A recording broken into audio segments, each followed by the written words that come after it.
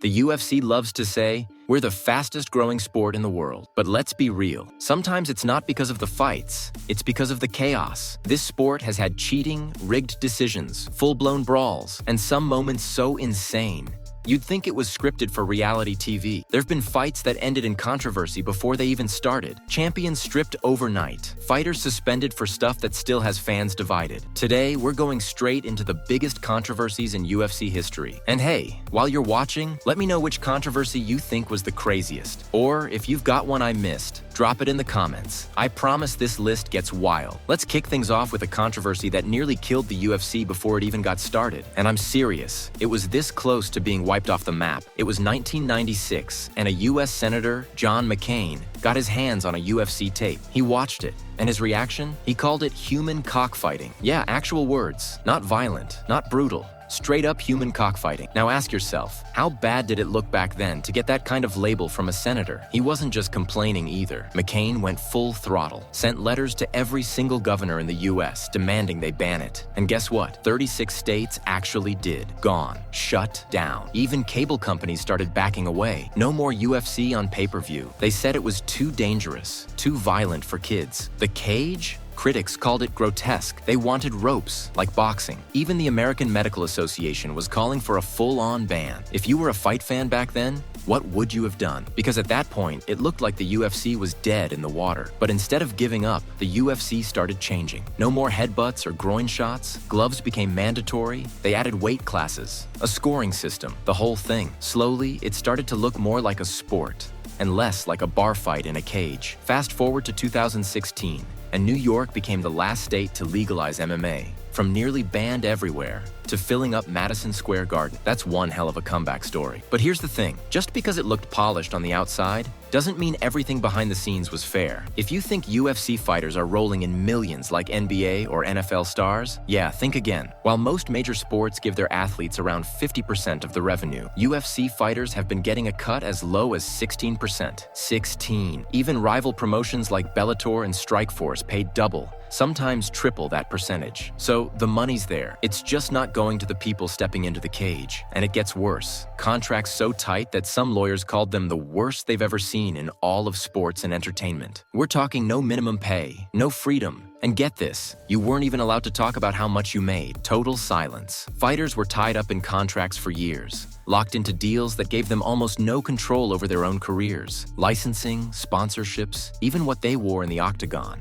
UFC had a say in everything. And when the UFC rolled out exclusive uniform deals, that pretty much killed fighter sponsorships overnight. And let me ask you this, how many sports do you know where the athletes don't have long-term health coverage or a pension plan? UFC fighters get medical help if they get hurt in a fight, sure. But if you're injured in training or dealing with damage years later, that's on you. Despite all this, the UFC insists fighters are independent contractors, not employees, which means no union, no collective bargaining, no real protection. But almost 80% of fighters in a recent poll said they want to organize, just like players in the NFL or NBA. The UFC's response? Fight it hard. Now, if you thought fighter pay was controversial, wait until you hear about the time the UFC literally canceled an entire event and then blamed it on their own champion. Yeah, we're talking about UFC 151, the one Dana White called the event Jon Jones and Greg Jackson murdered. His words, not mine. Here's what went down. It was 2012. Jon Jones was set to defend his title against Dan Henderson, but just a week before the fight,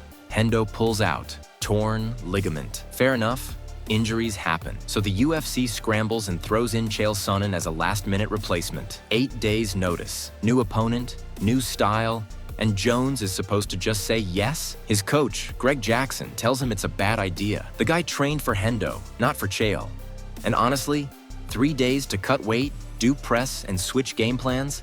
That's a setup. So Jones says no.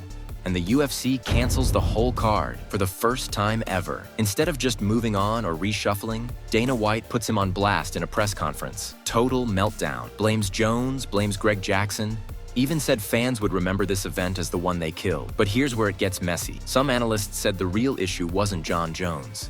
It was the weak card underneath him. There wasn't enough star power to carry the event without the main event. And let's be real, that's on the UFC. Not the fighter. CBS Sports even called it a failure in management, saying this whole thing proved just how badly fighters need a union. And to make it even more awkward, Henderson knew he was injured weeks earlier and kept quiet. hoping to heal in time. So now you've got silence from one side, pressure from the UFC, and a fighter being thrown under the bus for making a smart career move. And just when you thought things couldn't get messier, the UFC had a match-fixing scandal on its hands. In 2015, Tae Hyun Bang was set to fight Leo Kuntz, but hours before the fight, the betting odds swung wildly in Kuntz's favor. That kind of movement doesn't happen unless someone knows something. Turns out, Bang had been offered money by gambling brokers to throw the fight. They bet nearly $2 million on Kuntz. Bang even placed his own bet against himself. But after a warning from the UFC about suspicious betting, he changed his mind, fought to win, and actually pulled off a split decision victory. What did he get for doing the right thing? Death threats, and eventually jail time for accepting the money in the first place. The brokers also locked up. The whole thing exposed how vulnerable the UFC was to corruption behind the scenes. But financial controversy didn't stop there. That same year, the UFC signed an exclusive gear deal with Reebok. Fighters were promised they'd be paid from the deal, but instead of more money, many lost sponsorships, and with it, a big chunk of their income. No more monster logos, no more local businesses on their shorts, just cookie-cutter kits with embarrassing typos and misplaced flags. Giblet Melendez? Korean flag for Benson Henderson? Yeah, it was a mess. Then, in 2016, came a fight outside the cage between the UFC and the media. At UFC 199, Ariel Helwani and his MMA fighting team were banned for life, all because Helwani broke the news of Brock Lesnar's return before the UFC could announce it on air. Dana White said the ban would last as long as I'm here. But when fans and fellow journalists rallied behind Helwani, the UFC backed down just 2 days later. It was a power move gone wrong, and it sparked something bigger. That incident helped lead to the creation of the MMA Journalists Association, because it was clear the UFC wasn't just controlling fights, it was trying to control the narrative too. But just when the UFC seemed to be regaining control, came one of the most chaotic chapters in MMA history: Conor McGregor versus Khabib Nurmagomedov. It started with a slap. In April 2018, Khabib and his crew cornered Artem Lobov, McGregor's close friend, and slapped him around at a hotel during fight week. 2 days later, McGregor retaliated, and he didn't just throw words.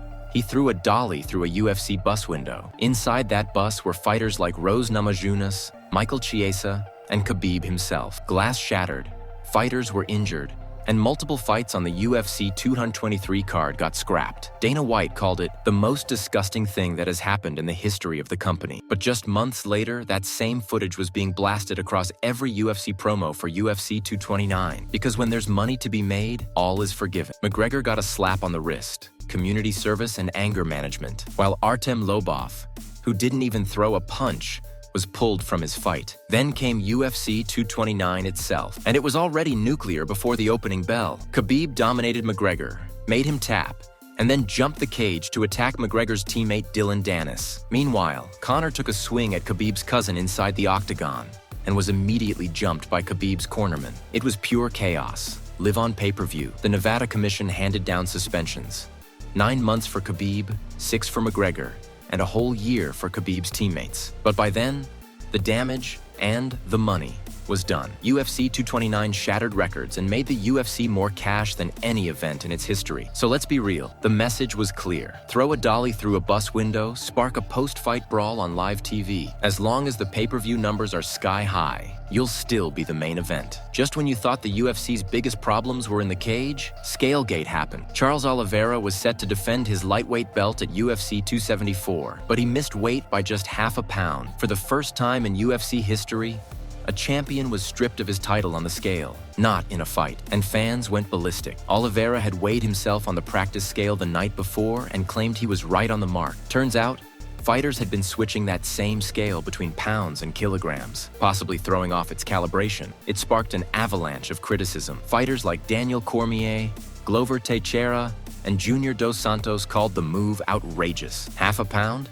For the champ? Meanwhile, Ariel Helwani pointed out that the UFC, not the state commission, made the call to strip Oliveira, and just like that, the belt was up for grabs, but only for his opponent, Justin Gaethje. Then, just a few months later, chaos erupted again, this time at the UFC 279 press conference. It started with a shove. Kevin Holland and Khamzat Chimaev got into it backstage. Kicks flew, punches were thrown, and before long, Nate Diaz's crew was involved, water bottles were flying, and the entire press conference had to be shut down mid-event. Dana White came out and said it plainly. This is for everybody's safety. But again, the story behind the story was deeper. UFC didn't have enough security backstage. Fighters from 3 different bouts were all clustered together with their entourages. The result? A full-blown melee before anyone even stepped into the cage. The Nevada Commission launched an investigation, but for many fans, it was déjà vu. Once again, wild behavior outside the cage was drawing more headlines than the fights themselves. So the question remains, is the UFC still in control of the circus it built?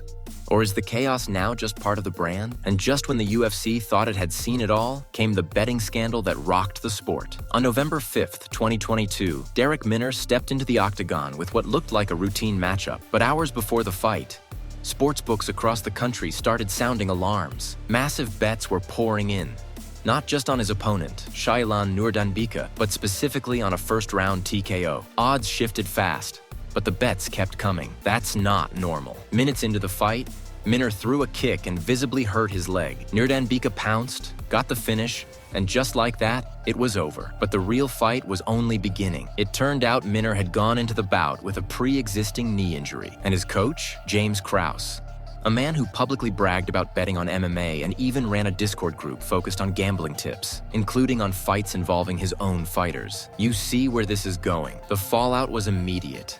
Krause was suspended. Minner was cut from the UFC. 2 Canadian provinces banned betting on UFC fights entirely. The FBI got involved, and any fighter still working with Krause was now blacklisted by the UFC. The scandal didn't just expose one shady coach. It revealed a system-wide blind spot. Until just a month before the fight, UFC fighters and their teams could legally bet on themselves. There were no rules against it, none. And many argue that the UFC created this environment. As journalist Karim Zidan put it, if fighters are underpaid and unprotected, they'll find other ways to survive. When betting becomes more lucrative than fighting, that's a dangerous game. By January 2023, the UFC had finally banned fighters, coaches, and staff from betting altogether. But for many, the damage had already been done. This wasn't just a scandal, it was a warning shot. If this is the price of being the world's biggest fight promotion, it's clear the UFC pays it in full. Thanks for watching. Don't forget to like, subscribe, and let us know which UFC controversy shocked you the most. See you in the next round.